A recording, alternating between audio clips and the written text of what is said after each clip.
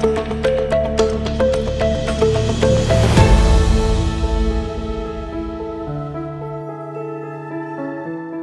আরবে উদ্বোধন হয়েছে বিশ্বের প্রথম কৃত্রিম বুদ্ধিমত্তা পরিচালিত স্বাস্থ্য কেন্দ্র। এই কেন্দ্রে এআই চিকিৎসক রোগীদের পরীক্ষা, প্রেসক্রিপশন লেখা, ওষুধ প্রদান এবং চিকিৎসা পদ্ধতি নির্ধারণ করবে। চীনের মেডিকেল টেকনোলজি কোম্পানি সিনি ও সৌদির আলমোসা হেলথ গ্রুপের যৌথ উদ্যোগে প্রতিষ্ঠিত এই ক্লিনিকের এআই চিকিৎসকের নাম হুয়া। এটি রোগীর লক্ষণ শুনে রোগ নির্ণয়, ওষুধের পরামর্শ, এমনকি অস্ত্রোপচারের প্রয়োজন হলে পদ্ধতিও বলে দেবে। জরুরি অবস্থায় রোগীকে ইমার্জেন্সিতে ভর্তি বা দ্রুত চিকিৎসা প্রদানেও সক্ষম।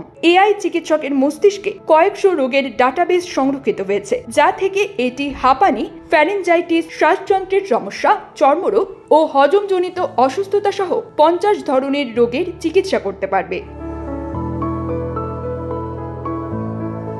ক্লিনিকটিতে রোবট নার্সদেরও ব্যবহার করা হবে, যারা ওষুধ সরবরাহ ও রোগীর সেবায় নিয়োজিত থাকবে। যদিও এটি এখনো পরীক্ষামূলক পর্যায়ে রয়েছে, এআই এর কার্যকারিতা নিশ্চিত করতে মানব চিকিৎসকরা অ্যালগরিদমের সঠিকতা, রোগ শনাক্তকরণ ও চিকিৎসা পদ্ধতি তদারকি করবেন।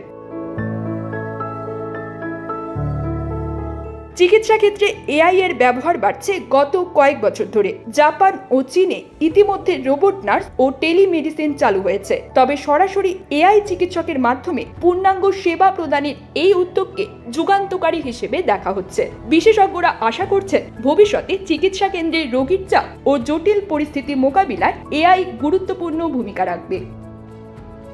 News desk, bridge Bangla 24।